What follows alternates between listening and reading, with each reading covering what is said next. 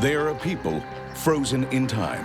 Very holy, humble, not proud, close to the land and close to God. But hiding in their midst, a dark secret. Who would imagine those people would be involved in drug trafficking? Who? Disguised by tradition. It was a complete surprise to us. Protected by fear. For $200, they can hire somebody to go to kill you. An underworld crime syndicate worth millions. Nobody's ever going to suspect that this farmhouse would be receiving 1,200 pounds of marijuana at this home. Exploiting the most vulnerable. It's one thing to be a crook, but it's another thing to enlist your children to become crooks too. Terrifying those who investigate it. Right there, I think, I'm just gonna die. This is where he's gonna pull out a gun and blow me away. Executing those who snitch on it. We tell them not to go to Mexico. That's not a smart thing to do. He was electrocuted, castrated, ultimately murdered. It's the world's most unlikely crime gang. Born from a conservative religious sect. And shipping drugs to a street corner near you. This is sophisticated, it's complex, it involves tons of drugs, hundreds of millions of dollars. Its name, the Mennonite Mob.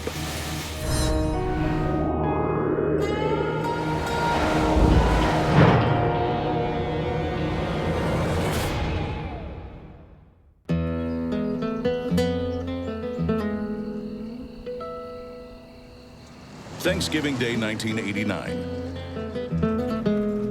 In northern Mexico, a simple farmer is on his way to the American border and into the history books. Cornelius Bandman was a cattle farmer. He was married, he had children, he was church-going. The church Bandman belongs to is one that most consider a pillar of virtue, an ultra-conservative Christian sect who, like the Amish, hold fast to traditional dress, customs, and values. He was a devout Old Colony Mennonite. People have the concept of Mennonites as being very holy, humble, not proud, close to the land and close to God, very religious folks. But this Mennonite has a secret. You could not believe this. It went against everything you imagined the Mennonite community to be. Bandman's secret, 255 pounds of marijuana. Crime is the last thing most would associate with the Mennonite faith. Mennonites have been part of the North American landscape since the 17th century. It's ultimately God who allows us to have all these good things. Some, like this congregation in Seminole, Texas, are progressive in outlook, wearing modern clothes and speaking English. But others hold fast to an age-old farming lifestyle, rejecting some forms of technology, wearing traditional clothes, educating their children only to elementary school level, and speaking only Low German. They're known as Old Colony Mennonites. Well, the Old Colony mentality is simple way of life. They really try to maintain their order or their way of life, their traditionalism. They really do try. Born out of the 16th century Anabaptist movement in Europe, which also spawned the Amish, the Mennonite religion is named after Menno Simons, an Anabaptist priest from present-day Holland. A core belief of the Mennonite faith is that only adults can be baptized. They also revere family, hard work, and they're committed pacifists. Some of the core issues that are very important and dear to an Old Colony Mennonite setting would be peace. Apart from that, retaining the Low German language is important. Retaining the traditional way of life is important. Low education in the Old Colony setting is important. And then, of course, the whole God-fearing religious component, church life, is important for anyone that is under the umbrella of Mennonite. Mennonites are God-fearing, pacifist, and most people assume too morally pure to be tempted by crime. Until that incredible day in 1989, when Cornelius Bandman becomes the first Old Colony Mennonite convicted of drug smuggling in America. Even more amazing, Bandman's just the tip of a very big iceberg. It's inconceivable, it's unimaginable that a community that has a fidelity to God and the land and hard work would turn to drug trafficking.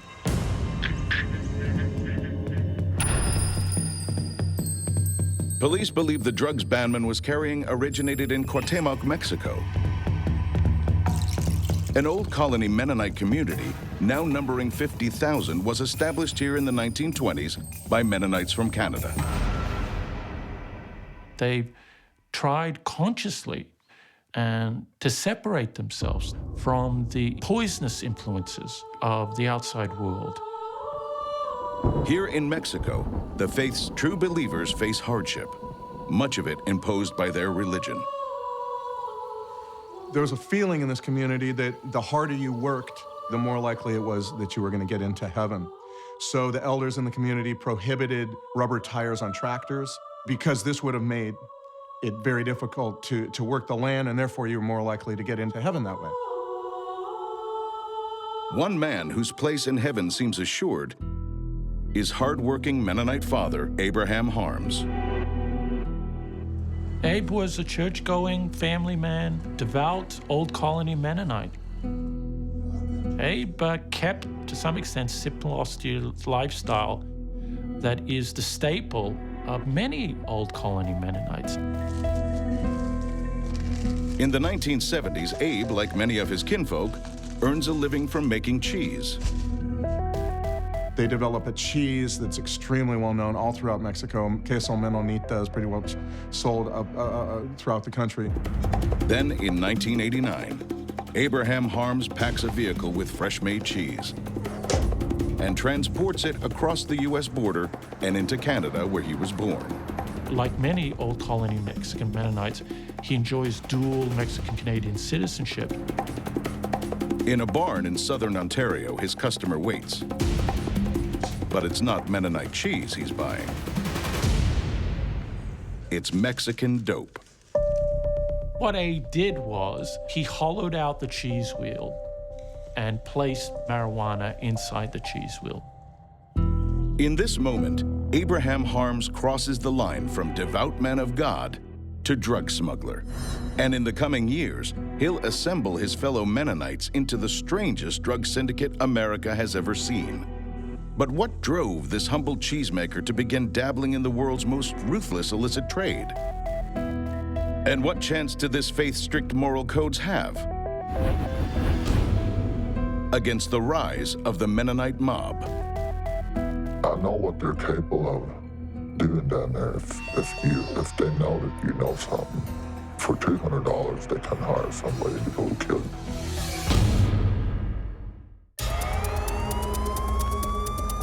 Across America, law enforcement are struggling to contain a drug syndicate that stretches from Mexico into every corner of the nation.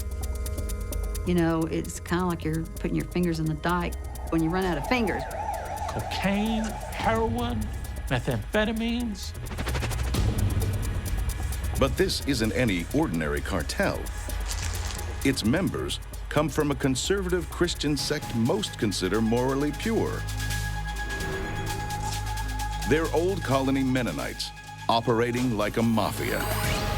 Mennonite Mob is real. It's long-standing, it's lucrative, it's ruthless. So ruthless, law-abiding Mennonites fear they'll be killed for revealing its existence. I know what they're capable of doing down there. If they know that you know something, for $200 they can hire somebody to go kill you. This man grew up in a Mexican Old Colony Mennonite village and says drug running is rife in his community. I mean, years and years ago, I remember they was really distant from all that, but over the years it just really exploded. And I think it's just out of control. But how and why could members of such a conservative sect, associated with purity and piety, become involved in one of the world's most immoral and illegal trades? Most people will look at these sort of bucolic scenes of Mennonites in their horses and buggies, and the women in their simple gowns. And that, for the longest time, was a pretty picture. But the picture has turned, to some extent, nightmarish. The nightmare starts off as a dream of a new beginning in a new continent. Originally from present-day Holland, Old Colony Mennonites immigrated from Russia to North America in the 19th century. I think our track record shows wherever we have been, whatever country we have been, we've never been violent. But in the 1920s, their pacifist ways, along with their refusal to speak English, placed them at odds with some authorities. There was a feeling like these folks needed to get more assimilated. Some people decided to do that, and a chunk of people really decided they did not want to do that. So 5,000 Mennonites settle in Cuauhtemoc, Mexico, and begin farming. But by the 1960s, they begin to run out of land to work. After a while, there really wasn't the same kind of land available to the younger folks that there had been to their fathers or their grandfathers years before. Then in the 1970s and 80s, droughts sweep the Mexican countryside. Poverty and hunger take hold. We couldn't win for losing. I mean, the house we lived in, there was no running water, there was no electricity. It was very poor. Many of the Mennonites fell into destitution. They became poor. They couldn't live off the land. There had to be other ways to make money for their families. Yet with limited education and no Spanish or English, the Mennonites' options are few. But there's one industry where lack of education and language isn't an obstacle to success. And in the 1980s, it's beginning to boom. That's when it really exploded. That's when it really started coming out. The 1980s sees the rise of Mexico's drug cartels, starting with Felix Gallardo, the former Mexican federal cop who is known as the godfather of Mexican drug syndicates. As well as controlling all drug trafficking in the country, in the early 1980s, he cultivates a 2,500-acre crop of marijuana worth $8 billion called Rancho Buffalo, not far from the Mennonite colonies. Before long, some Mennonites realized dope could be an answer to their desperate plight. The Mennonite godfathers feasted on this vulnerability. In the 1980s, Mennonite father Abraham Harms begins smuggling marijuana to Canada in wheels of cheese. According to journalist Sam Quinones, he may have been motivated by money, but also by the value Old Colony Mennonite culture places on acts of boldness. One of the ways you kind of show yourself to be a child of God and also kind of part of the Mennonite faith is you display a quality that they called narba. It's nerve. It's kind of backbone, you know, guts. It's one of the reasons also that drug trafficking took hold, because people didn't view it as this completely amoral thing to do. It was more of a display of your guts and your ability to deal with the world and flout the world. Motivated by money or bravado, Abraham Harms begins his own drug syndicate. And he discovers in his community of ill-educated farmers a recipe already tailor-made for success. They're already farming. They just switch from corn to marijuana. They're already traveling to North America with furniture and cheese. Now, they'll just pack the goods with drugs. And to get past the border, they already have the most perfect disguise. They went unsuspected, precisely because of the way they looked. For a long time, these guys were kind of like given free pass through the border because no one could imagine that these Mennonites were drug traffickers. Because no customs agent really is going to suspect that a guy with a straw hat and overalls and rosy red cheeks and his wife with a bonnet and long flowery dress all the way down to her ankles and an old lady who's like 80 in the back seat is really involved in drug trafficking. And who would ever suspect that they have strapped around the grandmother a big pack of cocaine? Harms starts small, enlisting trusted associates to package and traffic marijuana to Canada, where it's distributed into the community by other Mennonites. But in 1989, he makes his first mistake. He carries a load of dope himself and sells it to an undercover cop. He was swept up in an undercover operation that was run by a Leamington police officer in southwestern Ontario. Abraham Harms is charged with drug trafficking, but he quickly posts the $10,000 bail and skips back to Mexico. Abe's learned his lesson, and in the future, he'll get others to do his dirty work, including those closest to him. Abe simply continued to do his work in northern Mexico, far from the clutches of law enforcement officials, and he then used his children as mules to try to ship drugs into the United States. In 1993, Abraham's 17-year-old son Enrique is caught on the Mexican-U.S. border with 90 pounds of his dad's dope. He does time in a Mexican prison. It's one thing to be a crook, but it's another thing to enlist your children to become crooks too. So that tells me that he was prepared to do anything for money. As his son languishes behind bars, Abraham maintains the facade of a faithful Mennonite. And church leaders' attempts to stop their flock entering the drug trade fall on deaf ears. The pastors have tried. Every Sunday at the sermon, they might make mention of what's going on. They've reached out to some of the key Mennonites who were involved and asked them to stop what they're doing. Indeed, I spoke to a pastor who approached Abe Harms and tried to get him to stop, obviously with little success. The lure of money is just too great.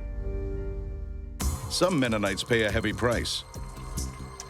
Between 1989 and 1995, U.S. and Canadian customs catch at least 30 of them smuggling drugs. But the rise of the kingpin Abraham Harms seems unstoppable until a November morning in 1994. My understanding was he was headed to church, and it was a Sunday morning when it happened. Abe may have been a drug trafficker, but he was a churchgoer too. And he was still a devout Old Colony Mennonite insofar as that he believed in the Lord.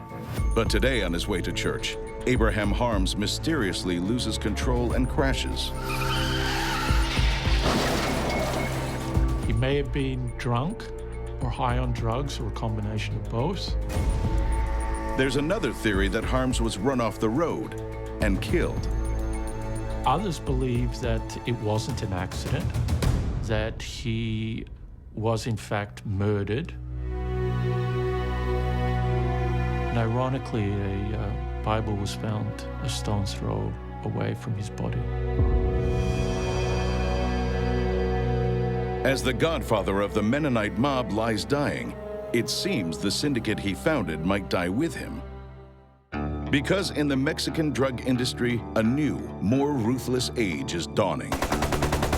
A vicious world of multi-ton deals and massacres, where there'll be no place for a syndicate spawned from a quaint, pacifist Christian sect. Or will there? Nobody's ever going to suspect that this farmhouse would be receiving 2,300 pounds of marijuana, 1,200 pounds of marijuana at this home. We were told that he was electrocuted. castrated, and ultimately murdered. In the late 80s and early 90s, a drug smuggling syndicate is born in the most unlikely society. Among pious, conservative, old colony Mennonites. It bothers me a lot that our backgrounds is just falling completely apart, that they're completely into that instead trying to move ahead legally. They became expert at the entire complicated infrastructure of drug trafficking. The simple people. It's unbelievable. Then, in 1994, Mennonite mobster Abraham Harms is killed in a car wreck. And pastors pray Mennonites' involvement in this ungodly trade will die with him. But 5 years later, in Thomas, Oklahoma, there's a sign those prayers may be in vain. Police Chief Ronnie Jackson makes what he thinks is a routine traffic stop. He pulls over a Mennonite farmhand, Abraham Wiebe. Just a laborer. He worked for a local farmer. Wiebe's driving without a license. He lost it a year back in a DUI. I told him to take his vehicle home and park it. He said that he would. And then, perhaps in an attempt to avoid being booked, Wiebe says something strange.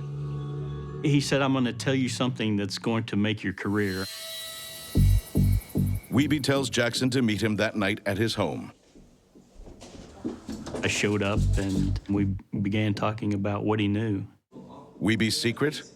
He's got inside information on a syndicate bringing tons of drugs into Oklahoma from his former hometown in Mexico. A syndicate run by old colony Mennonites. To this day, when I speak of Mexican Mennonites as drug smugglers, people are shocked. Narcotics agent Cindy Cunningham had been trying to crack Oklahoma drug rings for over a decade. She'd never heard anything like this.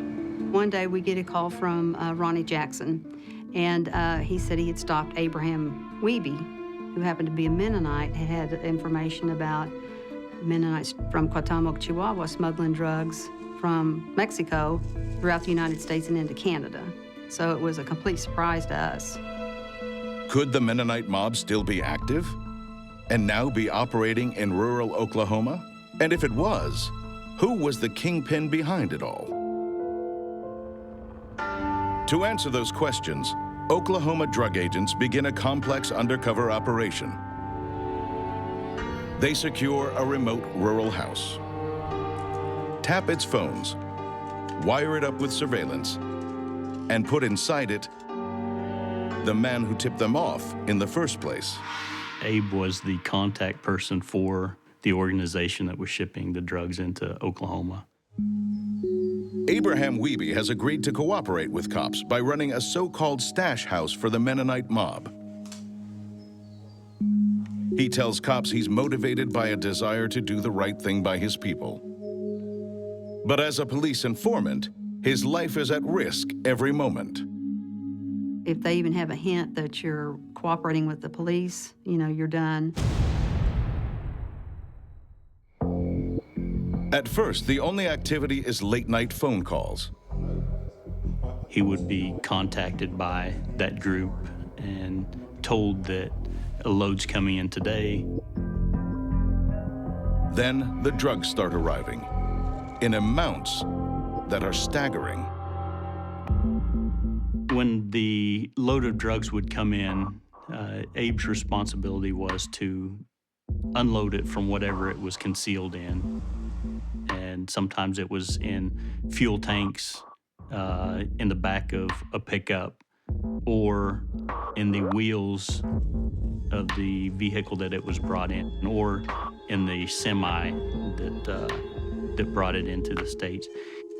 He was responsible for unloading that and then repackaging in 1 or 2 pound packages.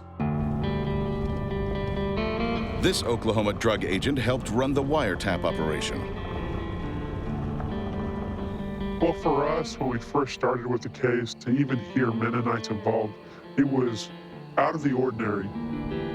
Because of threats on his life, he doesn't want his identity revealed.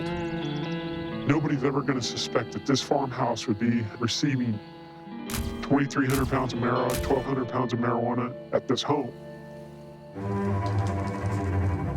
The investigation reveals that the tiny town of Thomas, Oklahoma, is being used as a drop-off point for Mexican-grown marijuana. Truckloads of it.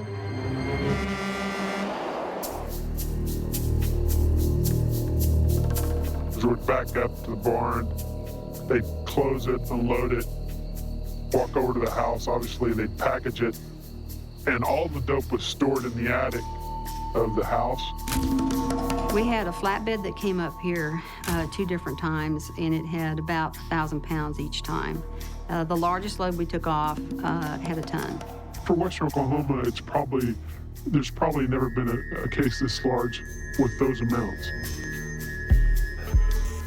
Using small towns instead of large ones as trafficking hubs is a relatively new method for sophisticated drug cartels. A method that makes sense because outside of the major metropolitan areas, smugglers believe they'll be able to operate under the radar. One of the new trends that Mexican trafficking now uses small towns as hubs for drug distribution. What used to be that the smaller towns were the destination point, that's where people would buy and use the drugs most of the time. Now those are the areas, particularly the rural small towns, where people send their 30 kilos or their 50 kilos of whatever, and they break it up into 2-kilo loads, and they take some over here and some over there. The reason is because they know, I think there's a general realization the cops are outgunned, outmanned in those areas. And it's a real new trend, last 10 years or so, maybe, and growing, I think. And within weeks, agents have the name of the man said to be sending all these tons of drugs north. To cops in Mexico and Canada, it's a family name that is chillingly familiar. We identified him through these series of wiretaps, as well as the information we got from Abraham Wiebe. The alleged kingpin's name is Enrique Harms. The former teenage drug mule has taken his father's place at the top of the Mennonite Mob. Well, after Abe's death, I suspect that there was a period of mourning, but Enrique became the head of allegedly the drug trafficking syndicate in Cuauhtemoc. A new leader heralds new, more sophisticated methods for the Mennonite Mob. Gone are the days of cheese wheels and Chesterfield sofas. Now Mennonites use their skill with machinery to hide the dope deep inside vehicles. One concealment method was the wheels of the vehicle. They would take the tire off the wheel and construct a round tube that would be welded to the rim of the vehicle. In that tube, marijuana would be packed. They would put the tire back on, air up the tire, and then place it on the vehicle, and you could drive on those wheels. Another method involves stripping the floors out of semi-trailers. They would remove it, and it would expose the frames of the trailer, which were tubular. And then they would just place packages of marijuana as far as they could push them into the tubes, and then put the tailboard back on, and you would never know that anything was in it. And though traditionally Mennonites stayed with their own kind, Enrique has strengthened his syndicate by forging links with Mexican cartels, including the notorious Escajeda family of the Juarez cartel. This was the first time since I've been here, since 1980, that we were able to actually link people in Oklahoma back into cartels in Mexico. So this was really a substantial case. And more strange, of course, because it's all coming out of this religious community known for piety, for humility. After 6 months, cops bring the Oklahoma operation to an end, arresting 15 of the syndicate's drug wholesalers and drivers. But there's one Mennonite they can't touch, and another they can't protect. He wanted to go back to Mexico. We told him not to go to Mexico. That's not a smart thing to do. I said, don't. I said, you know what you did? I said, don't go down there.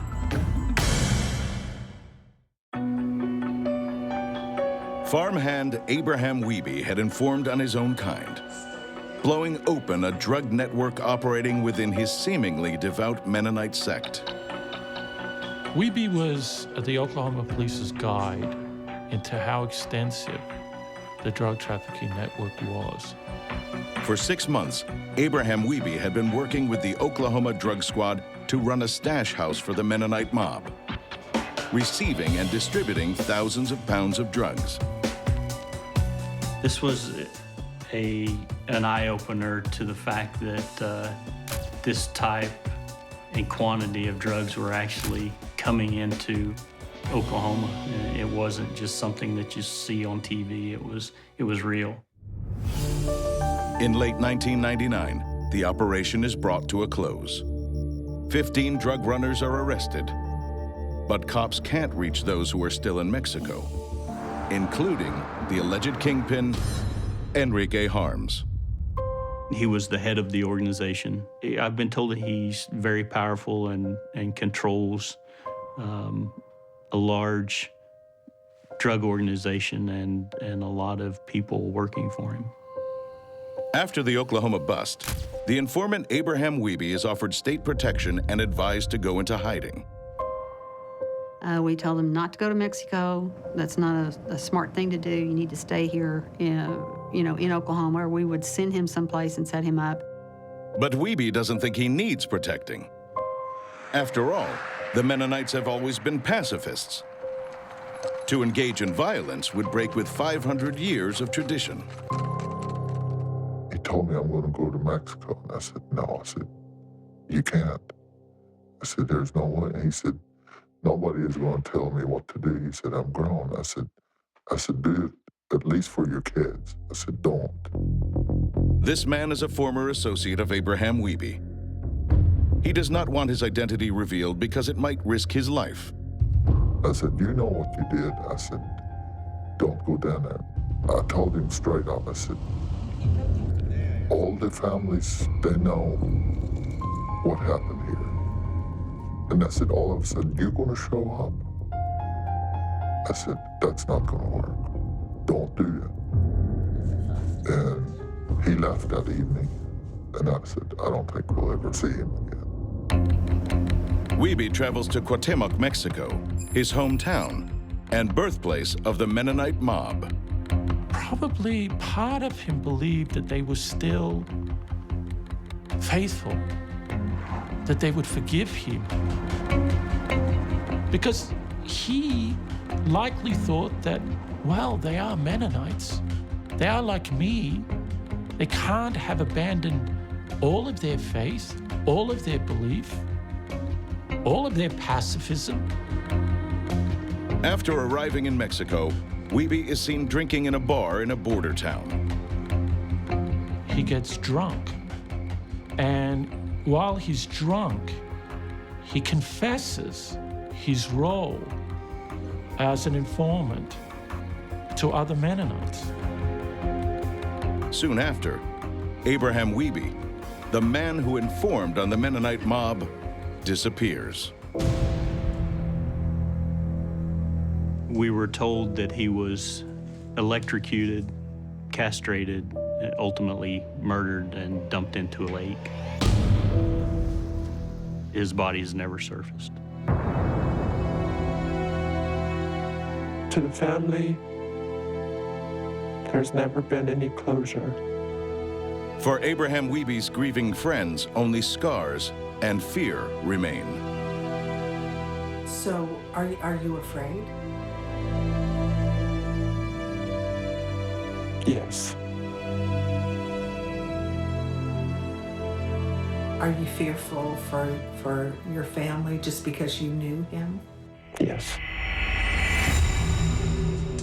Discarding 500 years of pacifist tradition, the Mennonite Mob have proved they can adapt to drug trafficking's new, more violent age. And now it's not just informants who need to beware of their wrath. It's American reporters, too. Right there, I think, I'm just gonna die. This is where he's gonna pull out a gun and blow me away. Right there, it's what's gonna happen. In the late 1990s, a drug kingpin rises out of a conservative Christian sect renowned for piety and pacifism. His name is Enrique Harms, and he'll shatter every code of the Mennonite faith in his scramble to build a drug syndicate worth millions. He's alleged to have expanded the network in the United States, so they're going to more cities, selling in more towns. But like any successful businessman, Enrique must also learn to adapt to market forces. In the late 1990s, the Mennonites had to change tact because the US market and the Canadian market was being flooded with high-grade marijuana that was being produced in British Columbia. It's more commonly known as BC Bud. And the kind of the seedy, low-quality Mennonite dope was being pushed out. So they needed to diversify. Enrique Harms also expands by handling harder drugs like cocaine. And when a police wiretap operation knocks out one of his supply hubs in Oklahoma, he just creates a new trafficking route further west through Colorado. So they're constantly shifting these routes, like any expert drug trafficking network. They're not a static organization.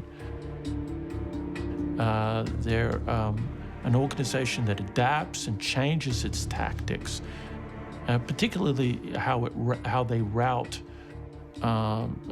drugs into and out of both Canada and the United States. My impression that Enrique Harms is kind of like, was the mastermind behind all this. The guy who had most vision and entrepreneurial vision over what was possible and what could be done. According to some, in the formerly pious Mennonite colonies of northern Mexico, drug running has become deeply ingrained.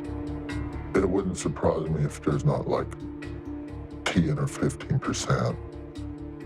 They're heavy in it. They drive brand new vehicles and dark windows. When I go to my families, they just say, "Oh, did you hear about him? He's big involved in shipping stuff to the States." You hear that constantly. Journalist Sam Quinones first hears of Old Colony Mennonites' association with the drug trade in 2004. Like everyone else, he's amazed. I was just blown away. I just could not believe it. And I began to think, wow, that is a great story. I gotta go do that story. This is fascinating. To find out more, Quinones travels to Enrique Harms' hometown of Cuauhtemoc, Mexico. But he finds it's a community that doesn't give up its secrets easily. It was not a world where I had any entree. It was a low German-speaking, very cloistered world. Quinones starts probing about drug smuggling, but hits a brick wall. Then he makes the mistake of mentioning the name, Enrique Harms, to a restaurant owner. And I say to him, and if Enrique Harms wants to speak to me, here's my card. I was just clearly perceived as a threat. Encountering hostility, Sam decides it's time to leave town. About a half mile after the restaurant, I look in my rearview mirror, and I'm being followed. I begin to get seriously terrified. At some point, I realized, I gotta do something here. I grew up in the 1970s watching all those detective movies, and so I start to do like these, what I take to be some kind of evasive maneuvers or some damn thing, right? So I make a right turn and then a left turn. For a moment, Sam thinks he's escaped. Get to a stoplight. I'm sitting there in my car, waiting for the light to change, waiting to get on the highway, to head back to Chihuahua City, to take my airplane out of there. And this guy pulls up right next to me. Right there, I think, I'm just gonna die. This is where he's gonna pull out a gun and blow me away. Right there, it's what's gonna happen. He pulls out instead a digital camera and starts aiming it at me and clicking and bam, bam, bam. Is the photograph destined for a hitman tasked with assassinating this nosy journalist? Quinones doesn't wait to find out. He calls a contact in Mexico City who arranges a police escort to the airport. The whole time we're being followed. We get to the airport. I give these cops every dime I have on me. I say, thank you. I don't know how else to thank you. Here's all the money I got. And I run into the airport. As the plane banks into the Mexican sky, Sam vows never to return to the hometown of the Mennonite Mob. You could not pay me to go back to Cuauhtemoc, Chihuahua, as beautiful as it is, ever again. With the perceived threat gone, Enrique Harms allegedly resumes doing what he does best: figuring out new ways to get drugs into America. But what happens when American drug enforcement wise up to Enrique's new supply route through Colorado? They were trying to spirit into Colorado tons of marijuana and cocaine. Is this the end of the line for the kingpin of the Mennonite Mob? From making cheese to making millions, the devoutly Christian Mennonite community Enrique Harms was born into has provided the perfect cover for an international drug network. This is sophisticated, it's complex, it involves tons of drugs, hundreds of millions of dollars.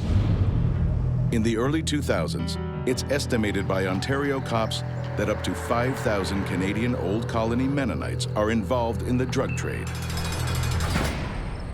By the late 2000s, at least 100 of Harms's kinfolk have served prison time because they've run drugs. Try as he might to keep his syndicate low profile or masked by their traditional farming lifestyle, Enrique's Mennonite Mob are firmly on law enforcement's radar.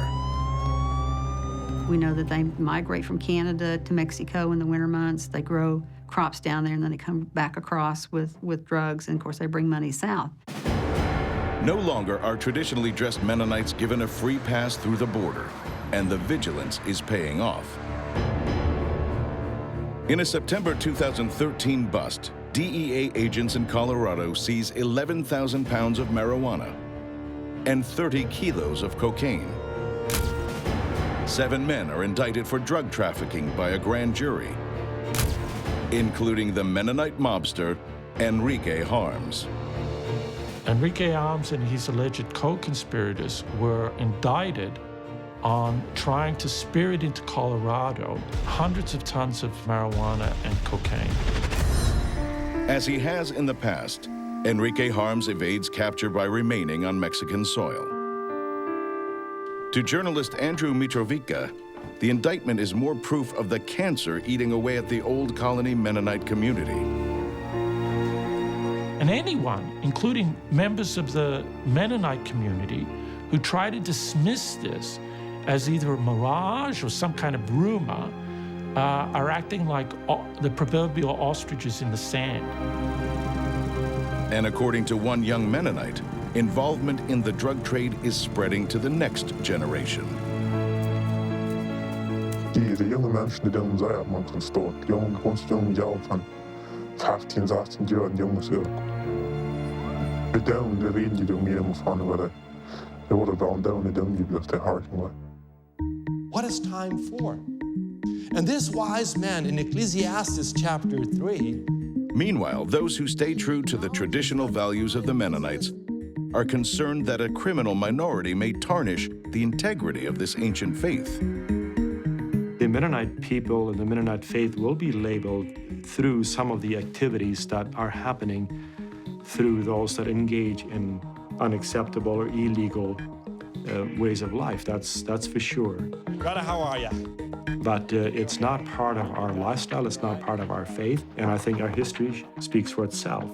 But why some people would engage in that, I don't know. Though the vast and overwhelming majority of Old Colony Mennonites are upstanding and law-abiding, it's feared by some that the outlaw gang operating in its midst may be growing stronger. For Americans and their law enforcement, that's cause for concern. I've had a couple of threats with this particular group to kill us. But I think there's a little bit of courtesy there because we don't lie, we don't steal from them. Pretty much it's our job to do this. It's their job, if you want to say, to smuggle drugs into the United States. For Enrique Harms, that job has paid off. Turning his back on the high moral codes of his ancestors, on their commitment to hard work and their pacifist roots, his lifestyle flies in the face of 500 years of tradition. Enrique, unlike his father, appears to enjoy flaunting his wealth. He's also, according to law enforcement officials in the United States and Canada, bought strip clubs, built an ice rink, cars, jewelry, all of the sort of the stereotypical trappings of an alleged drug kingpin. Enrique apparently is lavished upon himself. He certainly lived a long life down there. We see so many homicides, drug-related homicides down there, which tells me if his life hasn't been jeopardized, that he is pretty well entrenched down there with the cartels. To many, Enrique Harms embodies all the vices the Old Colony Mennonite faith tried to protect its people from. And now that he's on the top, the only question for the kingpin of the Mennonite Mob is, will American justice ever bring him down? I think Enrique Harms is living comfortably in northern Mexico, safe from the clutches of U.S. and Canadian authorities.